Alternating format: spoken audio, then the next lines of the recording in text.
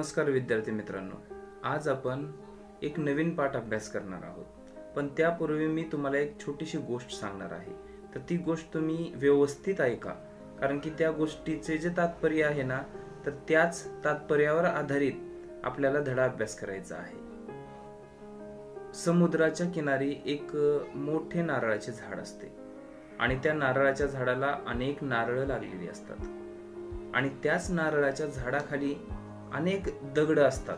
वेगवेगळी दगड तर तुम्हाला माहिती आहे, दगड असतात.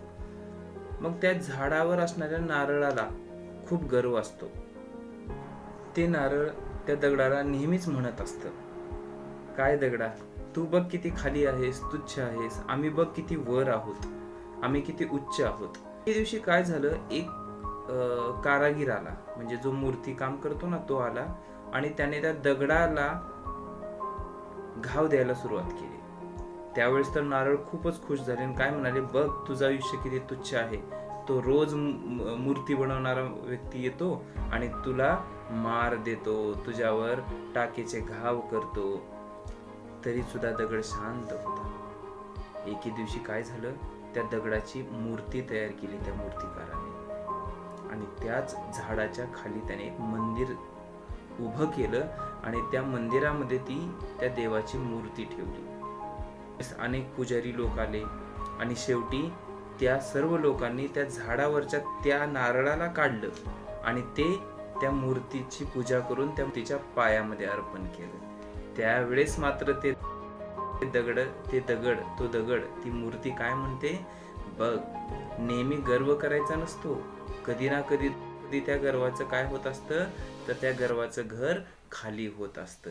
प्रत्येकाचे दिवस येत असतात. तर बघा बाळांनो, आज जो आपल्याला पाठ शिकायचा आहे, त्या पाठामध्ये सुद्धा आंब्याचे झाड आणि बांबूचे झाड या दोघांमध्ये जी काही चर्चा आहे, या चर्चेमध्ये मग आंब्याचे झाड काय बोलते, बांबूचे झाड काय बोलते आणि दोघांमध्ये काय फरक आहे, कोण गर्विष्ठ आहे आणि जे घर खाली होते, हे आपल्याला या पाठामध्ये आता छानपैकी अभ्यासायचं आहे.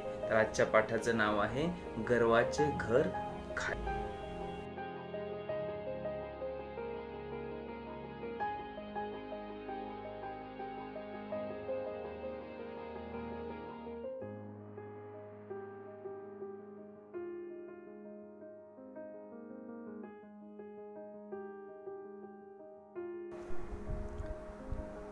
गर्वाचे घर खाली. एका ठिकाणी एक बांबूचे व एक आंब्याचे झाड होते. आंब्याचे झाड खूपच मोठे होते. त्याच्या फांद्याही मजबूत व सर्वत्र पसरलेल्या होत्या. त्याची मुळे जमिनीत खोलवर रुजलेली होती. बघा, एकाच ठिकाणी एक बांबूचं एक झाड होतं. बांबू माहीत असेल तुम्हाला, वेळू बांबू, आणि एक आंब्याचे झाड होते. तर बाळांनो, आंब्याचे तर झाड आपण पाहिलंच आहे, आपल्याला आंबे सुद्धा खायला खूप आवडतात. परंतु बांबूचे झाड हे खूप जणांनी पाहिलेलं कदाचित नसेलही.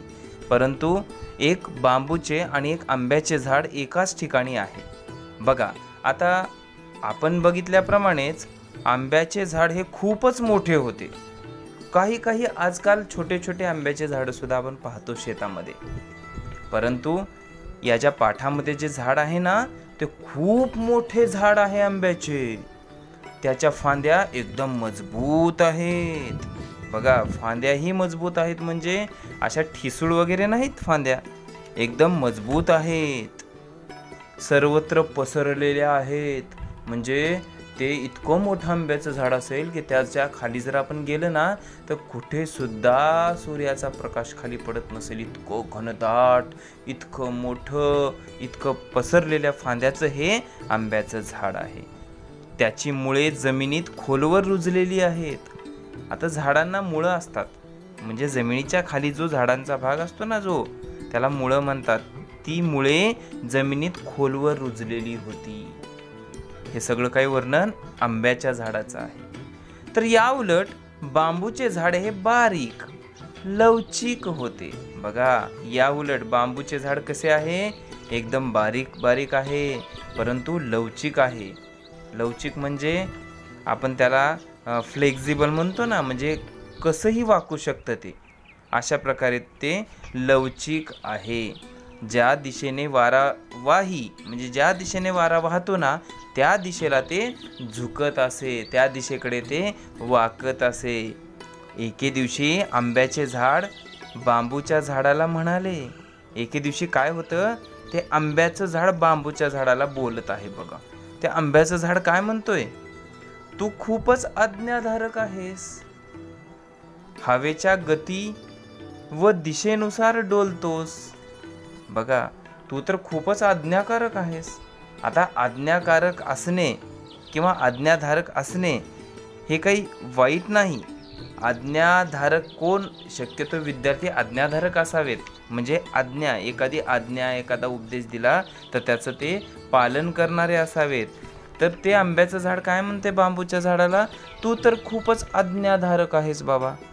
ज्या दिशेनं हवा वाहते त्या दिशेनं, त्या गतीलाच तू डोलतोस, त्याच दिशेकडे तू जातोस. तुला सरळ उभं राहता येत नाही का? अरे, किती लवचिक आहेस तू. नेहमी जिकडं हवा जाईल, जिकडं वारं जाईल तिकडं तू वाकत असतोस, झुकत असतोस. तुला काय सरळ उभं राहता येत नाही का रे? तू वाऱ्याला सांग. बघा, आंब्याचं झाड म्हणतंय, तू वाऱ्याला सांग, मी तुझ्या आज्ञेने झुकणार नाही. मी तुझ्या आज्ञेने झुकणार नाही, मी वाकणार नाही. बांबूचे झाड काय म्हणाले? बघा, बांबूचे झाड किती समजदार आहे. मी ते करू शकत नाही, कारण की मी लहान आहे. मी कसा आहे? अरे आंब्याच्या झाडा, मी एकदम लहान आहे रे. आंब्याचे झाड म्हणाले, तुझ्यात काही हिंमत नाही का? बघा, आपली सुद्धा मित्र कधी कधी म्हणतात आपल्याला, बरोबर आहे की नाही? आपण जर खेळायला येत नसेल ना, अरे तो वेडा आहे, जाऊ दे तिकडं, त्याच्यात हिंमत नाही, तो घरातच बसतो, तो घरच्यांना घाबरतो, तो काहीतरी करतो, काही म्हणतो आपण, जर कुठला मित्र आपला सोबत येत नसेल तर. तसंच हे आंब्याचं झाड काय म्हणतं बांबूच्या झाडाला? अरे, तुझ्यात काही हिंमत नाही का? या जगात ज्यांच्याकडे हिंमत आहे, ज्यांच्याकडे शक्ती आहे, त्यांनाच मान मिळतो. बघा, मान म्हणजे काय रे बाळांनो? मान म्हणजे प्रतिष्ठा, बरोबर आहे? मग त्यांनाच मान मिळतो, किंमत मिळते. असे आंब्याचे झाड त्या बांबूच्या झाडाला म्हणत आहे. बघा, आंब्याच्या झाडाचे बोलणे ऐकून बांबूचे झाड गप्प झाले. एकदम शांत बसले बांबूचे झाड, काही बोलले नाही. झाड काहीही बोलत नाही हे पाहून आंब्याच्या झाडाला आता खूपच राग आला. राग येणे म्हणजे काय रे बाळांनो? राग येणे म्हणजे क्रोध येणे, चीड येणे, संताप येणे. कधी कधी आपल्याला सुद्धा राग येतो. बघा, आपल्याला जी आवडीची वस्तू दिलेली नसते ना, ती वस्तू जर आपल्याला कोणी आवडीची वस्तू देत नसेल ना, तर आपल्याला राग येतो. त्याप्रमाणेच आंब्याच्या झाडाला सुद्धा या ठिकाणी खूप राग आलेला आहे. आणि तो बघा काय म्हणतोय, तुला ऐकू येत नाही का? माझ्या प्रश्नाचं उत्तर दे. अरे बांबूच्या झाडा, तुला ऐकू येत नाही का? माझ्या प्रश्नाचं उत्तर दे. यावर बांबूचे झाड म्हणाले, मी काय बोलू? यावर बांबूचे झाड काय म्हणते की मी काय बोलू? तू तर माझ्यापेक्षा जास्त मजबूत आहेस, तू तर माझ्यापेक्षा जास्त मजबूत आहेस, शक्तिशाली आहेस. पण एक गोष्ट लक्षात ठेव, जर वारा वेगाने वाहू लागला तर तो नुकसान करू शकतो, आणि जर तो खूपच वेगाने वाहू लागला तर त्याचा आदर आपण केला पाहिजे. बघा, बांबूच्या झाडाला सगळं काही कळालेलं आहे. तुम्ही मला सांगा, झाड किती जरी मजबूत असलं तरी मला सांगा, वाऱ्याचा जर वेग खूप असेल, खूप जर वारं वाहू लागलं तर ते झाड मोडू शकतं ना. परंतु बांबूचं झाड कसं आहे? तसं नाही. बांबूचं झाड काय करतं? जिकडं वारा वाहतो ना तिकडं वागतं, त्याच्यामुळे तो मोडायचा प्रश्नच नाही. म्हणून बांबूचं झाड काय म्हणतं, अरे तू तर माझ्यापेक्षा खूप मजबूत आहेस, शक्तिशाली आहेस, पण एक गोष्ट लक्षात ठेव, जर वारा वेगाने वाहू लागला ना तर तो नुकसान करू शकतो. म्हणून खूप वेगाने वाहू लागला वारा ना तर आपण त्याचा आदर करावा. नाहीतर बांबूचे झाड बोलतच होते तेवढ्यात आंब्याचे झाड रागाने म्हणाले, वारा कितीही वाहू दे, बघा वारा कितीही वेगाने वाहू दे, त्याचा माझ्यावर काहीही परिणाम होत नाही. म्हणून आंब्याचे झाड बांबूच्या झाडाला रागाने म्हणू लागले, अरे किती जरी वारा वाहू दे, माझ्यावर काही परिणाम होत नाही. त्याच वेळेस मंद वेगाने वाहणाऱ्या वाऱ्याने आंबा व बांबूच्या झाडाचे संभाषण ऐकले. बघा, वारा सगळं ह्यांचं बोलणं ऐकत होता म्हणे. मग त्या वाऱ्याने ऐकले, आंब्याच्या झाडाला खूपच गर्व झाला आहे. कोण म्हणतंय? कदाचित हे वारा म्हणत आहे. बघा, गर्व म्हणजे अहंकार होणे, घमेंड होणे, जास्त ताठा चढणे. मग या आंब्याच्या झाडाला खूप गर्व चढला आहे वाटतं, त्याला काय ना काहीतरी धडा शिकवायलाच हवा, असा विचार करून वारा वेगाने वाहू लागला. थोड्या वेळाने तो आणखीन वेगाने वाहू लागला. जमिनीवरचा कचरा पाने वाऱ्याबरोबर वाहू लागली. आपण वावटळ कधी पाहिली असेल तर बघा, वावटळीमध्ये अशा प्रकारचे जमिनीवरचा कचरा, माती वगैरे सगळी वाऱ्यामध्ये वाहू लागते. त्याप्रमाणे बघा, मंद वाहणाऱ्या वाऱ्याने आता वेग पकडलेला आहे. जोरजोरात वारा वाहू लागला. बघा पुढं, बांबूचे झाड वाऱ्याच्या दिशेने थोडेसे झुकले, मात्र याचा आंब्याच्या झाडावर काही परिणाम झाला नाही. आंब्याच्या झाडावर काहीच परिणाम झाला नाही. आंब्याचे झाड जसे तसेच उभे होते. आता वेगाने वाहणाऱ्या वाऱ्याने वादळाचे रूप धारण केले. वावटळ आली, आता मोठी वादळ आलं आता एकदम. बांबूचे झाड तर जमिनीला समांतर झुकले. बघा, बांबूचे झाड काय केले, जमिनीला एकदम समांतर असं झुकून गेलं. आंब्याच्या झाडाने वादळाला थांबवण्याचा प्रयत्न केला, ताठ मानेने उभा राहिला. तो कधी झुकलाच नाही आणि आता पण झुकणार नाही असा त्याने निश्चय केला होता. परंतु या प्रयत्नामध्ये आंब्याच्या झाडाची जमिनीत खोलवर गेलेली मुळे तुटली. आंब्याचे विशाल झाड जमिनीवर धाडकन कोसळले.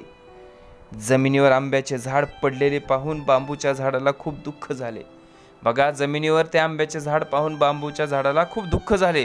ते मनातल्या मनात विचार करत होते, जर आंब्याच्या झाडाने माझं ऐकलं असतं आणि वाऱ्याचा जर आदर केला असता तर हे झालं नसतं. परंतु जे झाले ते बरे झाले.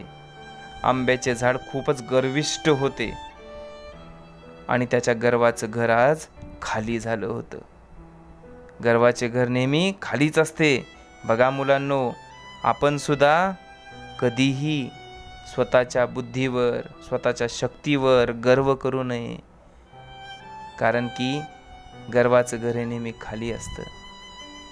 नेहमी आपण इतरांना मदत करावी, नेहमी मोठ्यांचा आदर करावा, नेहमी मोठ्या आपल्या घरातल्या सुद्धा आईवडिलांचे शब्दांना शब्द ऐकावेत, आजी आजोबांचे शब्द ऐकावेत, मान द्यावा, शिक्षकांचं ऐकावं. आणि मोठ्या जे काही मोठे आपले सांगतात ना, ते सर्व आपल्यासाठीच सांगत असतात.